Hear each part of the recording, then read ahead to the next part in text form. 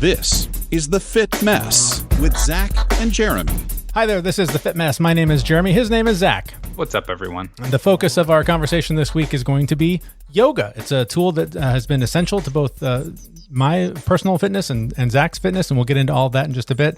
We will also be joined in just a few minutes by Michael Suzerris. He's the owner of OmCulture Seattle, a yoga studio based here in Seattle for the last couple of decades. And we'll talk about all the benefits that yoga can provide for you mentally and physically, and Michael's unique take on yoga that I think kind of goes against what a lot of people would see as a normal, traditional yoga practice. So very interesting conversation, and I can't wait for you to hear his story of how yoga came into his life. It's a powerful story about survival, a near-death experience. Really, just a really fascinating conversation. But let's start, Zach, with yoga itself and sort of, I mean, you're a yoga instructor. You've gone through the training. You're a Jedi in the yoga world. I think you're going a little bit over the top there. Is that too much? Did I go too far? A little too far. I have a certification. A Padawan. Yeah, we'll go there. Padawan without a lightsaber. Yeah. I have a certification to instruct yoga. I went through the 200-hour teacher training, which my only goal in it was to just deepen my yoga practice and understand it a little bit more. For anyone who knows me, when I get interested in anything, I tend to go 100 miles an hour. I have to learn everything about it. And I got into yoga and I had to learn everything about it. And I wanted to know everything. And of course, the teacher training, you put some money on the line too. So sure. Kind of accountability, little accountability there. Yeah, no, I did that. When did I do that? 2 years ago? I think I had just finished it when we started this show. Yeah, that sounds right. Yep. Yeah. And I've taught one class. That's it. And I took that class. You did. And you even slipped in a Star Wars reference there too, because you're that big of a nerd. I did. And like I said, you're the only one who caught it. So the interesting thing to me about yoga is, or I guess my experience with it is, I came to it as we'll talk about in just a few minutes with our guest, but and same with Zach. We both came to it through injury. There was some ailment that we thought it would cure. Mine was a bike crash that I was involved in a few years ago, and part of the recovery, I just thought, yoga is a simple, sort of slow, methodical way to move my body and not worry about lifting weights or doing something that's going to aggravate. I'd broken a collarbone, so I didn't want to aggravate that injury.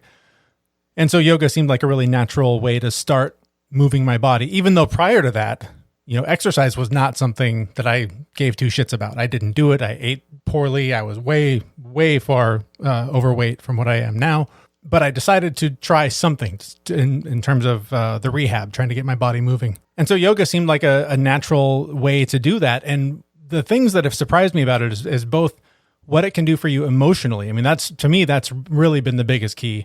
But also how it has been like a gateway drug for me. Once I start doing it, I'll sort of finish, the package of classes that I bought or the online class that I take.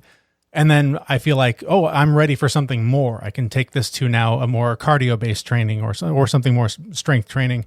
And every time that I've started a yoga practice, that has been the next step. And that's that's the step I'm in now. A couple months ago, I was started with just a simple, I think we even talked about on the show, like a Beachbody yoga program. It was like 3 days and then like a 3-week one. And then when those were done, I was like, hey, I feel like I can take on more. And then we talked to Sean T about his program. And today I'm on the last day of that. So you went from slow moving yoga to like kicking the my fastest ass workout that you could possibly do. Kicking my own ass brutally every day for 60 days. Good for you. Yeah. So it is if physical activity is something that you're struggling with, you're trying to figure out how to get in a workout, especially during a pandemic when you can't go to the gym or whatever, yoga is a great place to start because you can do it in any room in your house. There's thousands of videos online. There's just so many ways to do it. And Zach, I know you mentioned before we were recording that you've actually been doing some yoga recently. Yeah. So it's really my staple. So through the process of moving from Seattle to New York, I actually lost it for a little bit. I was in New York by myself and I didn't, I'd gone to a couple of yoga studios, but I couldn't really find like my people, right? It was none of them clicked. And, fortunately I have since found my people, I think, but, none of the yoga studios around here have really clicked. I've got one more I have to try, but unfortunately they shut down in March. They'll open up again, but I've been doing some of their online videos. So we'll see how that goes. But yeah, no, I have, very specific yoga for me is meditation, right? Mm-hmm. I sit down to try to meditate. Like if I just sit down and try and breathe and not move, I can't do it. Like it just drives me insane. I actually went to a float tank this week as well. Oh, did you? Try that. Yeah, I really just wanted the powerful Epsom salt bath. Yeah. But the hour in there was, for me anyway, it was just incredibly horrible for the first 50 minutes. Yeah. I was literally bouncing off the walls, and I'm not kidding. Like I was hitting one wall and then seeing how long it would take me to get to the other side and then bounce to the other side. It was just, you were trying to find any way to occupy your brain. Exactly. But then I go into a yoga practice and it's just, oh, I have to do this move. Okay, I do this move.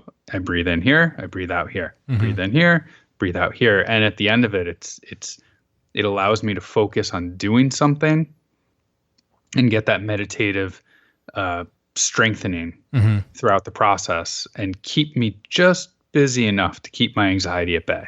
It's the only way I can do it. But one of the things I realized when I was going through the process and teaching yoga during the training, and I'm sure if you're an experienced instructor, you can get some benefit out of doing yoga with people while you're instructing them.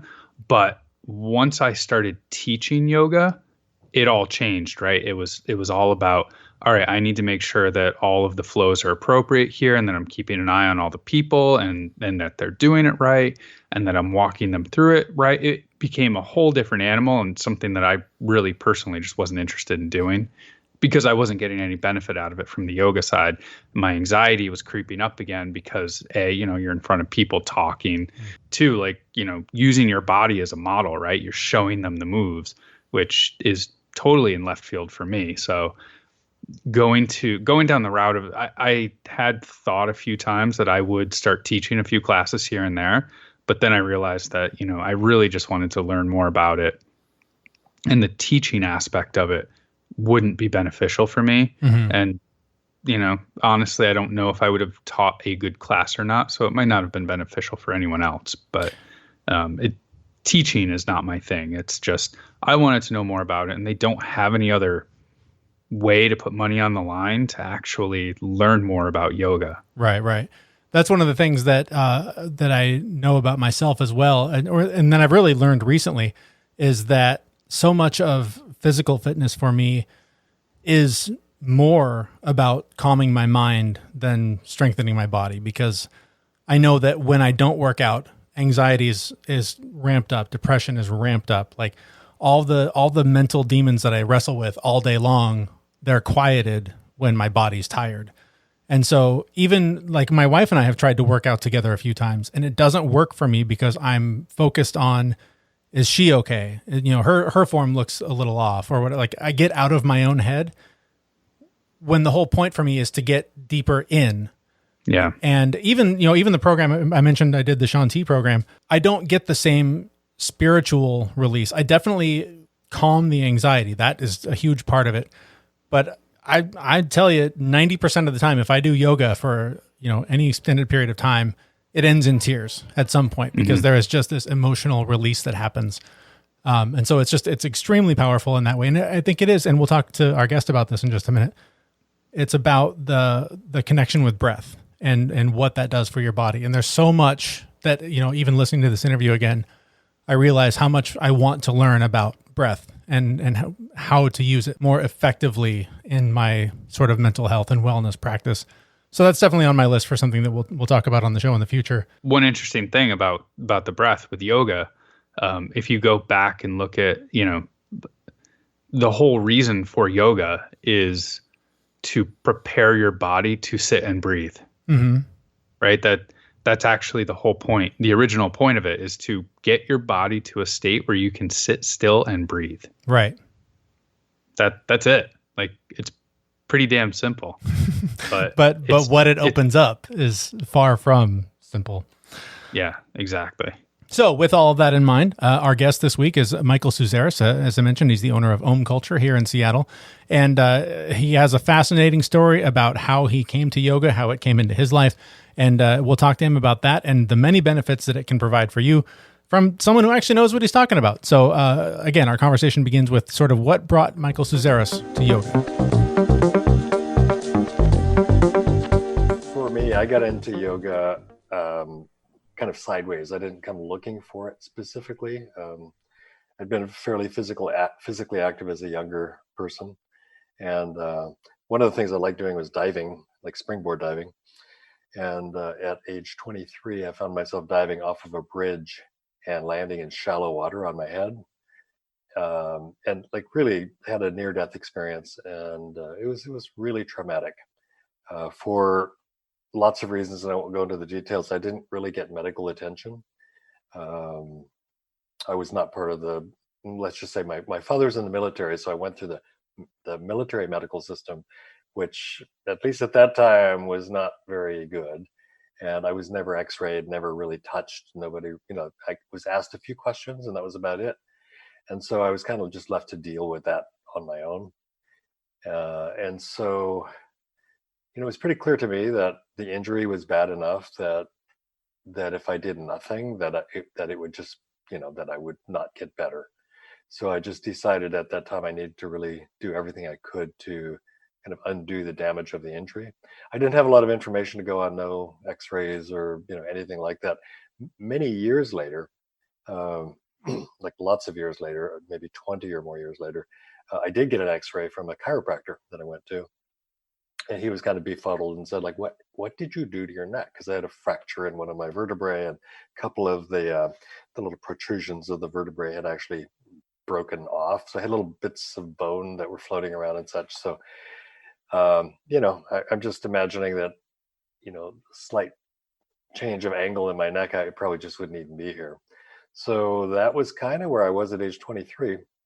And in that near-death experience, I had, the whole story that you always hear about the light and the voices and your light flashing before your eyes, and that all happened. And then it was actually quite comfortable. I felt myself floating down the river, and all pain just went away. And then there was a conversation, and the conversation went something like, "So this is what it feels like." And it was actually really beautiful and lovely, and it would have been quite nice to just let go and go into that. But at that time, I had just sort of started my life and had lots of things going on, and realized like I didn't want to walk out at this stage of the game. So I was given a choice that I could come back and just. But the deal was that if I came back, I couldn't come back whole. I had to come back and deal with the situation that had just happened. So that was kind of the start of it. So coming back into that, I was able to get out of the water on my own power and was in bed for several days, really not able to move much and just all kinds of things going on. But through that process, I started to just work on myself. And I did, I kind of followed my instinct. I did whatever felt good. I had been a gymnast prior to that. So, I knew about stretching and all that. I didn't really have any ideas about yoga per se. And the reason for all this long story is that, I didn't one day walk into a yoga class and just go like, oh, I'll try this. I spent 10 years rehabilitating my body, and I basically was just relentless about it because it was very uncomfortable. I always say pain is a great motivator, right? So if you're in pain, people usually start yoga because they are in pain. They come in saying like, oh my God, my hip's never going to get better. What do I do? And someone says, try yoga, something like that. So I spent 10 years like working just relentlessly on my own body, trying to fix it. In the course of that, found all kinds of other ailments that, just sort of plagued me all my life, and, gradually chipping away at those. And one day, I think it was in 1989, I was invited to attend a yoga class. I was kind of struck by how similar what they were doing was to what I had developed over the past 10 years. I just sort of did everything that made my body feel better. So I was doing deep stretching and back arching and just a lot of things. And when I came to the class, I thought, wow, this is very, very similar to what I was doing. And so in some ways, I think in those 10 years, I felt like I'd gotten so much better that, coming and taking a yoga class would be a fairly easy thing to do. I sort of feeling like, oh, I think I've pulled myself together and I can do this. And I just remember that first class doing some things that I had never tried before and really struggling with it, and then thinking, gosh, I hadn't tried this particular thing before. And so I kind of got interested to see what else was possible.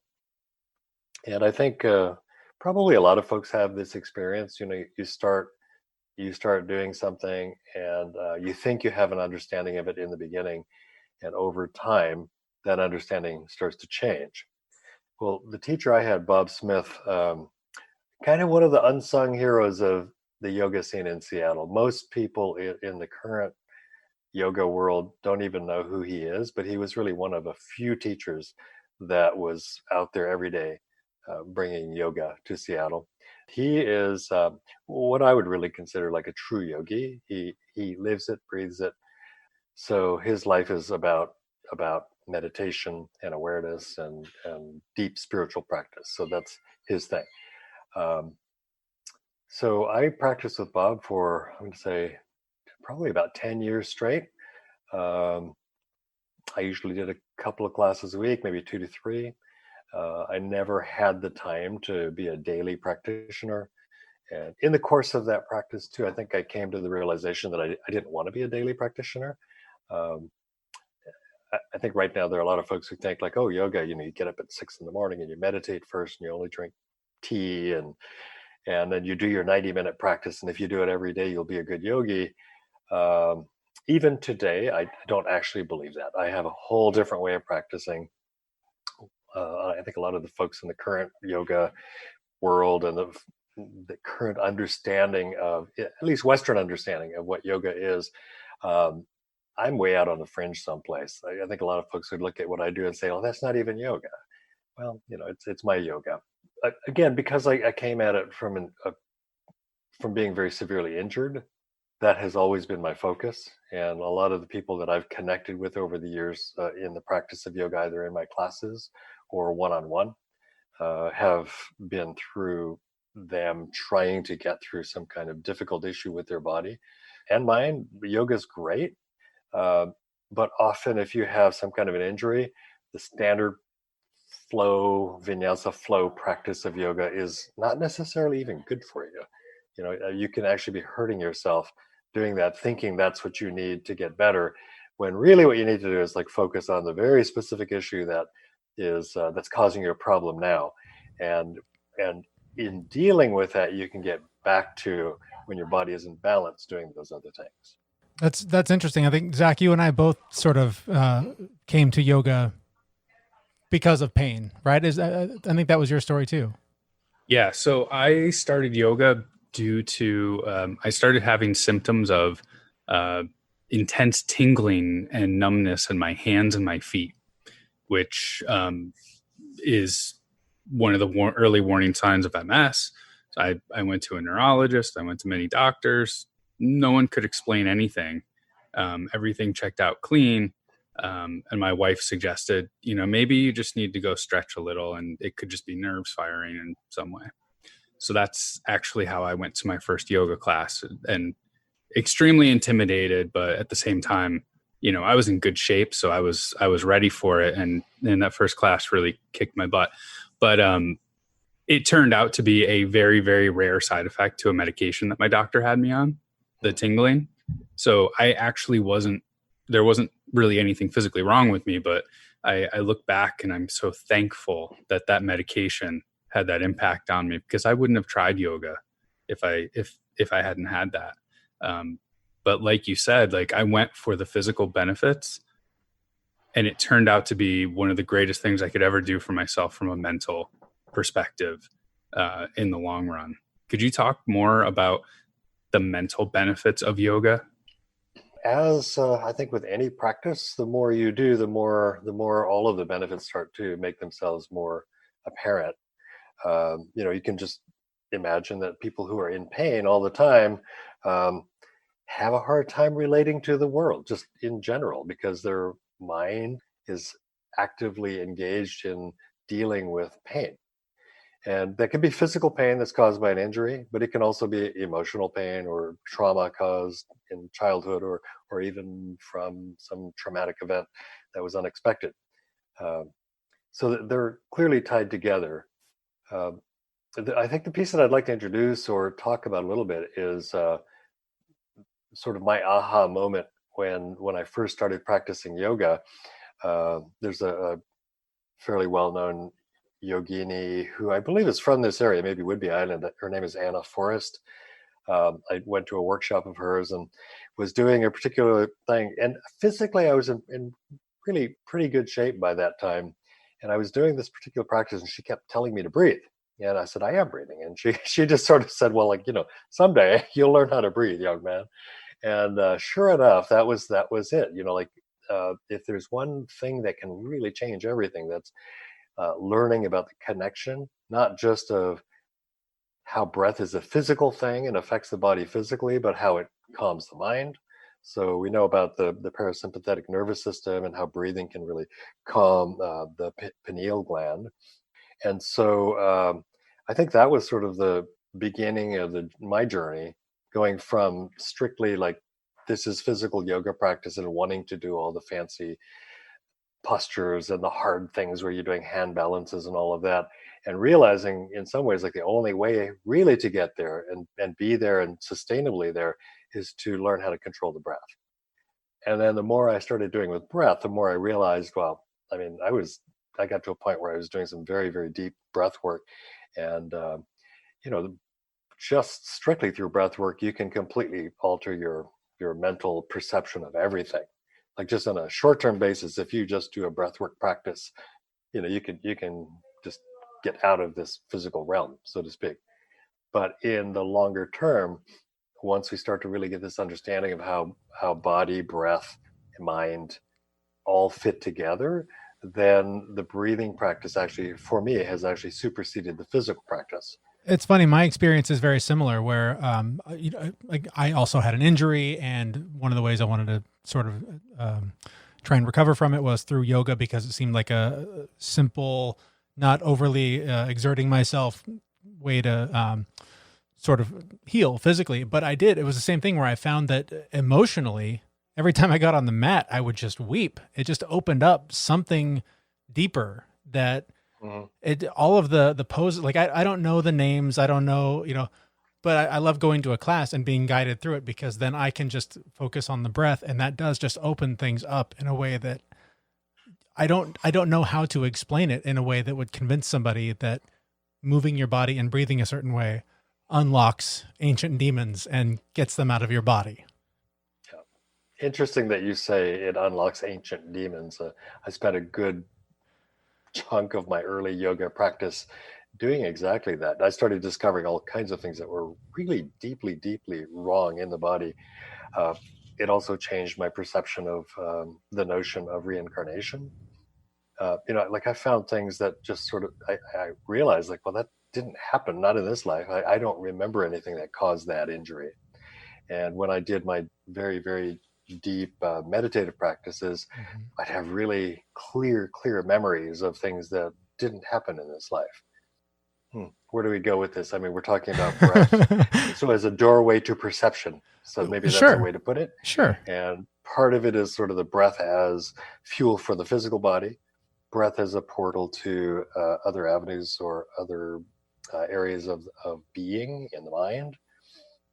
And even to some extent, like the breath as a pathway to spiritual practice, because when you start to start delving into the realms of like, well, what is reincarnation?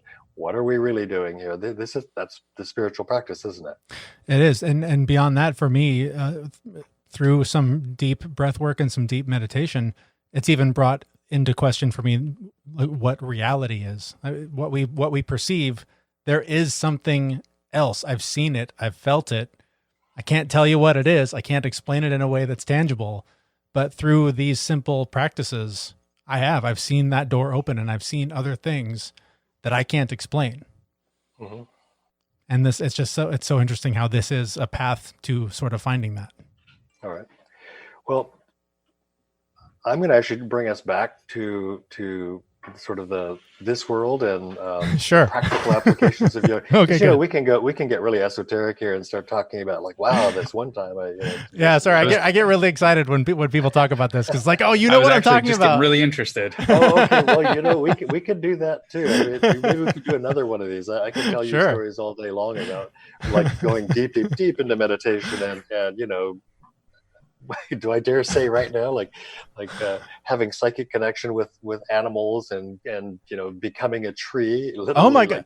Yeah, into tree energy. I've connected with the ocean. I've communicated with the dead. It's been weird. It's been very weird. Exactly. All right. So you know where I'm going with that. Yeah. That's not going to happen in a little 15-minute right. podcast. But for now, because this is a first conversation that we're having, and you don't want to lose your whole audience right away. Right. If we bring it back to sort of the practical applications of yoga and why we do it, and I'm really serious about that part because I think sometimes, as Zach had said, he was intimidated to go to yoga, and probably not because he thought people were talking with a dad, but probably just more like, you see bendy people in there doing all kinds of things and thinking like, wow, I'm not going to be able to do that.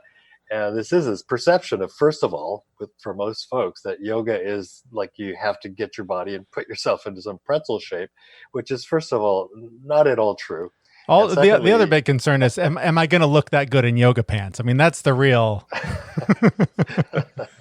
Yeah, don't wear spandex. Yeah, not a good look.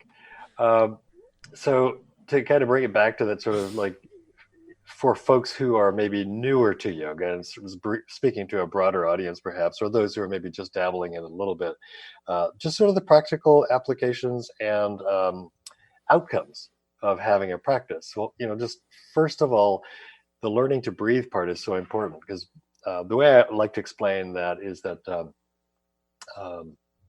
in any kind of physical activity, and I see this often with the guys who are exercising or lifting weights and doing all of that, how they hold their breath and like do pull-ups, like holding the breath. And my immediate thought is like, well, breath is like fuel.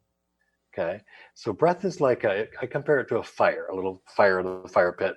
And you think if you want a big fire, you just like keep throwing wood on it, but that's not at all what you do. You put a little tiny bit of wood in it. Wood is like food to our bodies, right? But our body doesn't burn the food, it burns oxygen. So same with the fire. The fuel is there, the wood's there, but in order to make it burn, you have to put a lot of oxygen on it. So you fan it. And when you fan it, you get a hot fire going with just a little tiny bit of wood.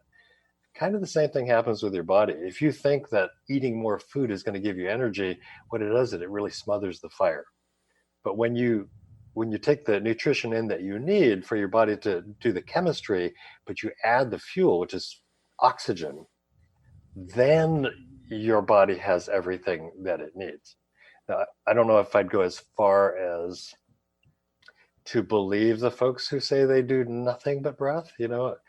I do have heard of people who can survive a good long time just on breath. I don't know that they don't eat food at all, but it's, if you really think about it, like that is primarily what we use for fuel. So I think that was one of the main takeaways when I first started doing yoga, was that when I learned the deeper breathing practices, I found that even things that seem very difficult, I do a lot of non-yoga kinds of exercises. I do a lot of hanging from bars and pulling and things like that. I found that I could go for as long as I can breathe deeply. So whatever exercise I'm doing, as long as I'm breathing deeply and consciously, I can pretty much keep going. But as soon as I stop breathing or the breathing gets irregular, then the muscles fail. That's funny. Just today, I mean, I wasn't doing yoga. I was doing more of a cardio workout, but just mentally, the state of the world right now, it's, not firing on all cylinders. I'm really struggling with just everything that everyone's dealing with.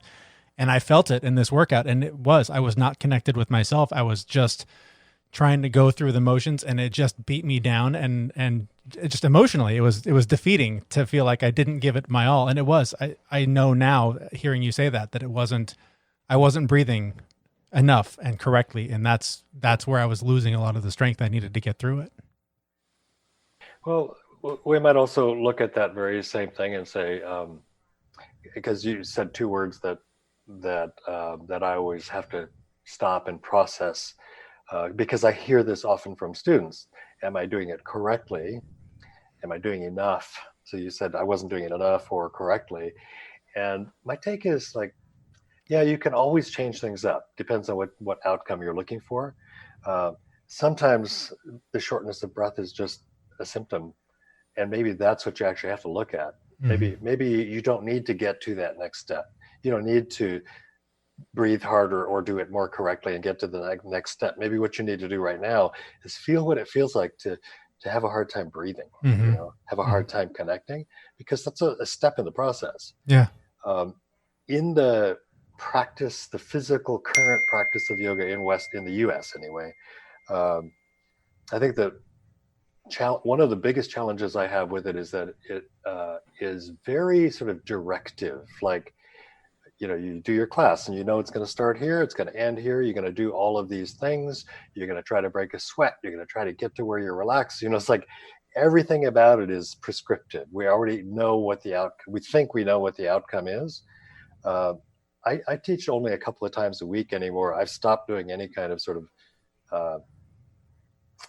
of class where I know where we're going to end up. And throughout the entire course of the class, even as we're doing any of the things that we end up doing, which I never pre-select, I always let my body guide me. So we'll do one thing and we'll move, and I'll talk about that process and go like, well, where do we want to go from here? Okay, let's do this. This feels right. During that process, I remind people continually that we're not trying to get anywhere. So, let's just say we do, you both do some yoga, right? So let's just say that we, you know what Baddha Konasana is? Bound angle, where you put your feet together and your knees wide. Yep. Like butterfly. You sit, sure. Your knees out like that, right? And then there's this grab your feet and pull forward, right? And our whole culture, the American culture, is all geared toward results, always. Mm-hmm. And so the minute you say, okay, we're going into Baddha Konasana, I've already got people grabbing their feet and pulling as hard as they can. So the way I teach is like, don't do that. We don't need to go there. Or maybe you do, but what would happen if you waited and found out what was waiting between here and there? And for me, my practice has become almost entirely about that. And it doesn't mean I don't work hard, doesn't mean that I don't sometimes really pull hard, but I usually don't just dive right in and try to get to the end goal.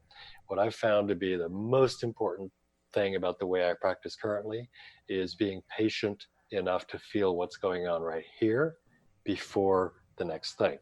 And even that next thing isn't my mind saying, now that we've done this, we're going to do this. The way that it works for me now is like, just be here and breathe and wait and pull when it feels like pulling and release when you feel like releasing. And over time, it goes there. The posture is what it is because that's where it goes if you let it. But when we try to force it, you can get there. It's a much more difficult road. Yeah. I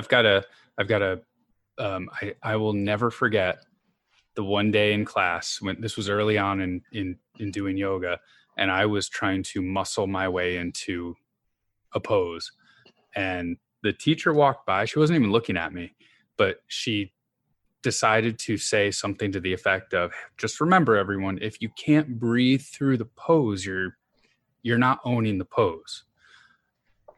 And I realized I was holding my breath and muscling through it. So I backed out considerably to a point where I thought was not a successful pose. And then I could breathe. And then through the breath, I twisted more and I got in more. And it was an amazing moment for me to realize that my ego needed to step aside in that particular instance. And I needed to just listen to my body and ease into it. It's not about jumping into it. So I'm totally with you. I will never forget that day. That has led to several aha moments in my yoga practice. And if I can actually sing your praises, Michael, I've taken several of your now remote yoga classes with my family, and I noticed that sort of what you're talking about, where it doesn't matter where we're going. I do hear you talking through the process, and I love that. Even I think you taught me a different way to get into downward dog, one of the most basic moves that most people know. But the way that you sort of ease into it rather than just, okay, throw your heels back and the hands on the mat and bend your body, you very gradually got us into that. And now even when I'm doing other, YouTube video, yoga classes or whatever, even if they do it that way, I always go, I'm going to do it Michael's way. I like that better. I like that easing into it, because you do experience it more, and it is more about the process and not so much about getting to the end result. And I really like that about your online classes, which I wanted to ask you about, because the way the world is functioning right now, that's kind of what you guys are stuck doing, is teaching everything remotely. Is that still the case now? That is the case. And even though right now I think we're being encouraged to start doing small group practices, 5 people or fewer, wearing masks and gloves and all of the rest of it, honestly, I'm not really seeing a bright future for brick and mortar yoga at this time. Not to say it won't ever come back, but I don't know about that. I'm just even trying to imagine practicing with a mask on, because you have to be able to breathe, right? Right. So right now we have switched everything to online classes, and that has actually gone fairly well. I think in a lot of ways it's interesting because it's almost more intimate than in an actual room setting. In a physical room, you have people who are up close. I always really appreciate the connection I have with people right in front of me. And then there are people in the back who are there intentionally. They like that back corner, partially because we don't have a whole lot of eye contact. They're kind of doing their own thing.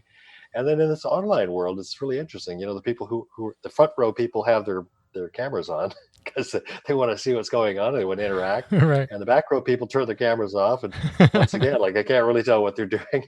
But you know what? It's okay. I think I like that better in so many ways, because, in that classroom setting, I can be saying, look, if you, and Jeremy, you've been to enough of my classes to know this is one of the things I'm going to just talk about, one little principle before I go back to the online versus brick and mortar classes. Sure. And that principle is the principle of symmetry and balance, so that in almost every yoga class you take anywhere, and including the ones I taught up until very recently, if you do it on this side for 30 seconds, you got to do it on that side for 30 seconds, right? Right. Do you recall in some of my classes where we're doing something and I'll say, instead of trying to go straight, just relax and tune in. And if your body keeps saying lean left, just go there and see what happens. Because something about your current body asymmetry is taking you to a place, the exact place that you need to go to work on to bring your body into balance, back into symmetry. Mm-hmm. So the way I practice now, if I were just doing 1 hour of yoga a week, this principle probably would not apply. But anyone who's doing yoga as a concept, as a practice to be healthy, is probably doing it when they don't think they're doing it. By the time you've done enough yoga, you'll be sitting in your armchair and arching your back, and you'll start figuring out ways to do that, and you'll be paying attention to what your body's actually asking you to do. And what I always say is, if your body keeps telling you to do this side and it rarely tells you to do this, keep doing this, because one day you'll suddenly be doing this, and then you realize, now I'm in balance. It's funny you mentioned that, because it wasn't your class specifically, but through your studio, which I've only been to a handful of yoga studios, but that was the first place where I heard language from the teacher that was something to the effect of, this is your practice. Do what your body tells you to. I can tell you what to do, but your body knows better. And it's so interesting, because there does seem to be such an emphasis on getting the pose right or holding it for the right amount of time, but giving yourself the permission to go, you know what, this hurts. I don't need to do this, or I can alter it this way, and I'm still pretty close. I think that becomes also just like a metaphor for everything else. If you can take that practice into the real world and give yourself permission to fail and to not be perfect, it's just such a powerful, again, to get back to taking it back into that more spiritual element, I guess. But that's just the thing that I love about it so much, is that it just it resonates beyond the mat, I guess. Yeah, I like to think that it always is perfect, because that moment when you need to do that other thing, that actually is the perfect thing. And I think when we really give ourselves permission to understand and deeply believe that that is the case, because that little voice in the back of your mind is saying like, oh, somebody's going to get upset with me about this. But there is no somebody. Nobody else is really watching you in that way. Okay, only inside yourself are you watching you in that way, and you're making those stories up. So I'm glad to hear that you said that others of our teachers will say that it's your practice. I haven't tried to get all my teachers together and get them on board with a very particular way of practice. Right. I'm sure that I chose teachers based on maybe having some sense of teaching in that fashion. Like I said earlier, like yoga has changed my life, and I meet many people who are, I tell them yoga, they're guys, they're like, yoga, yikes. So kind of a, specifically for guys, like people who have never stepped into a yoga studio, what would you say to somebody who's kind of interested, but again, they've never stepped into a yoga studio, they're super intimidated by it. What would you say to that person to make them feel good enough to actually come in and try a class? Okay, Zach, I think it's going to really depend on that person and what their condition is, physical, mental, everything else. Mm-hmm. And I'm not trying to evade the question, but so maybe I could give some generic answers to that. I guess first of all is like choose. I was going to say choose wisely, but you don't even have to do that. Like try a lot of different things and see what resonates is maybe a better way to put that. Mm-hmm. Choosing wisely puts too much pressure on you to like get it right the first time, right? Mm-hmm. But I want to just for a second address this issue about like men going to yoga. Mm-hmm. So by and large, at least at my studio, it has been largely female oriented. The students who come are women. Most of the teachers are women. Most studio owners are women. Just in this country, it has been largely female practice. And I think part of the reason why it's been difficult for men to step in is, at least in our culture, we do have this thing of ego and competition in particular. Like, oh, I can't do that. I'm not going to go in there because I can't do that. And first of all, that's not what it's about. It's not whether you can touch your toes, really, right? Mm-hmm. But for men, I think it's very difficult to go into a room full of folks who have been practicing even a short time, especially women who are just generally speaking more limber, and then feel like like they can't do those things. So of course it's intimidating. It's kind of like ego bruising. And the other thing is like, yeah, they've been lifting weights and doing these sort of heavy duty things without stretching much. So the muscles are all tighter. Doesn't mean they couldn't loosen them up, but it takes time. And this is not a quick fix thing. You're not going to go in there and 3 weeks later be able to do that. Mm-hmm. I'm 30 into practice. Let's see, 31 years into my practice of yoga. And there are things that I know I'm not ever going to do in this lifetime, physical practices. Mm-hmm. So what would I say would be to, if I could work with them one-on-one, I tell them exactly what to do and say, let's do a little assessment here, see where you are, figure out what's actually ailing you and what you need to work on. And then we can kind of tailor it for you. That's the best of all worlds when you can do it that way. And I sort of imagine that maybe the way yoga was taught in India,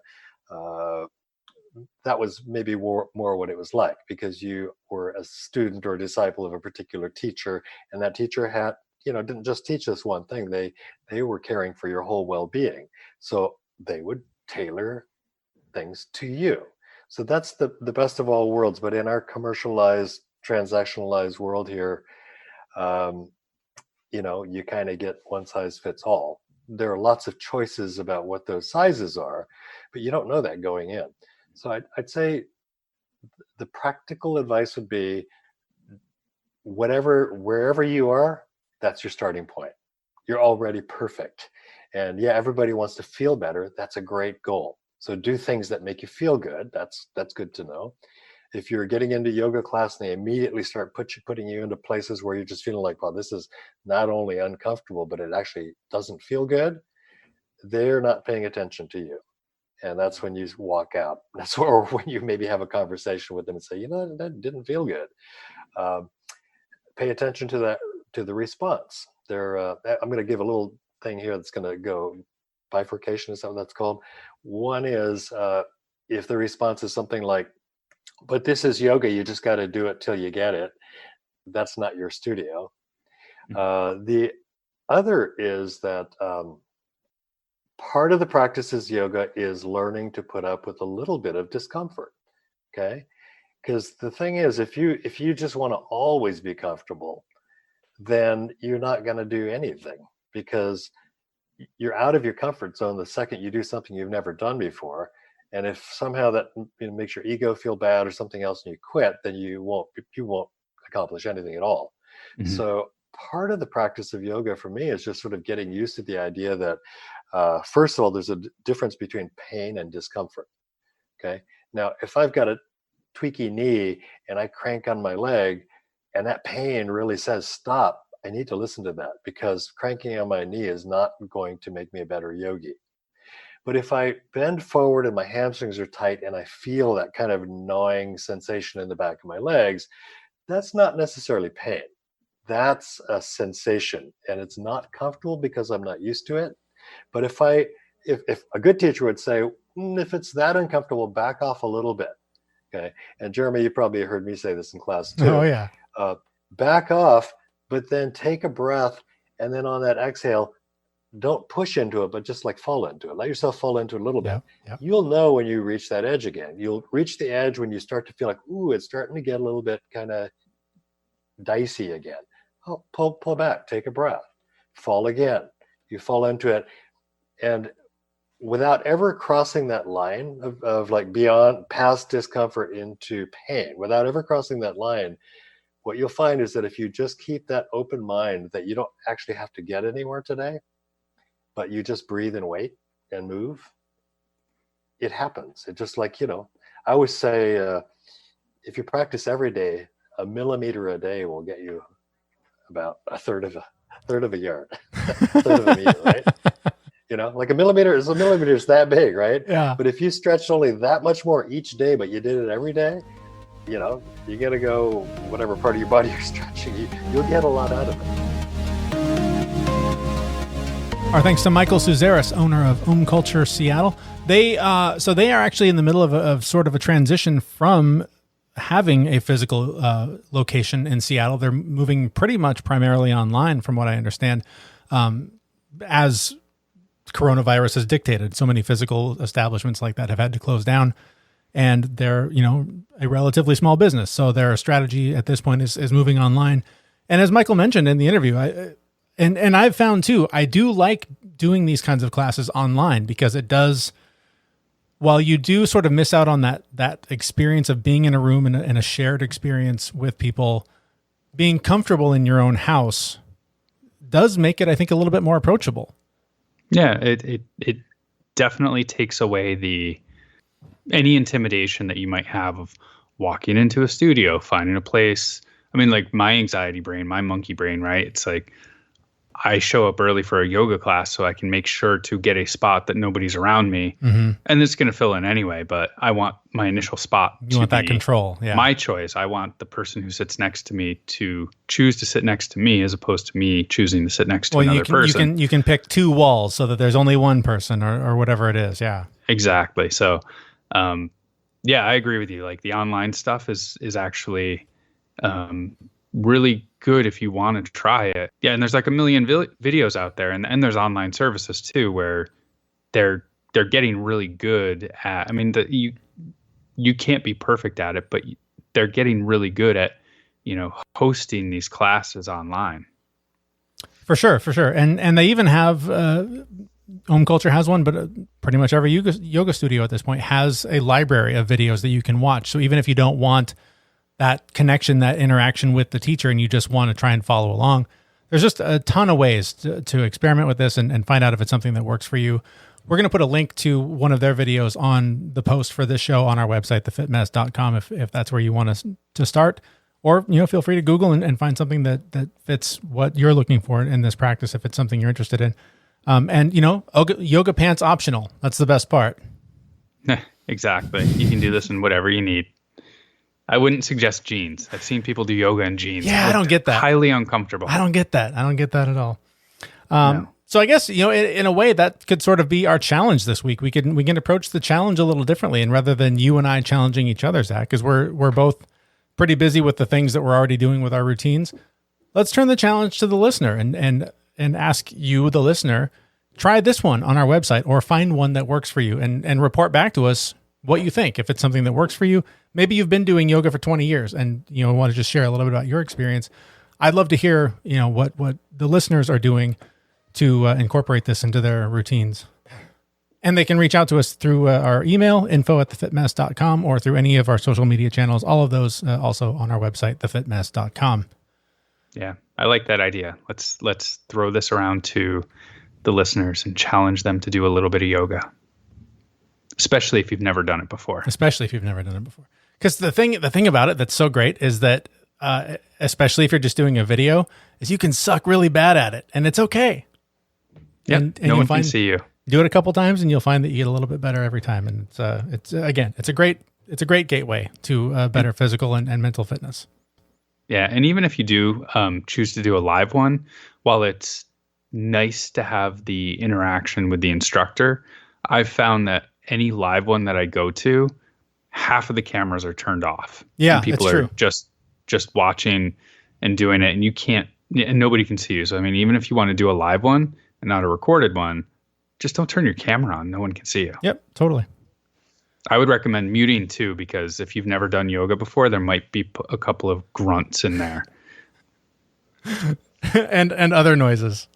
Yes, I've dropped a couple of 4-letter words to show my appreciation to how inflexible I am in the hips sometimes. All right. Well, with that, I think we're going to wrap things up for this edition of The Fit Mess. Thanks a lot for listening and subscribing on whatever device you use to find this show. We'll try and be back in a couple of weeks. I know we say a couple of weeks every time, and sometimes it takes 3, but here we are. We'll do our best to be back in a couple of weeks at thefitmess.com. See you, everyone. We know this podcast is amazing and does not seem to lack anything, but we do need a legal disclaimer. Jeremy and Zach are not doctors. They do not play them on the internet, and even if they did play them on the internet, they would be really bad at it. Please consult your physician prior to implementing any changes that you heard on this podcast. The listener assumes that Jeremy and Zach do not know what they are talking about and that you will do your own research on the topics talked about on this podcast.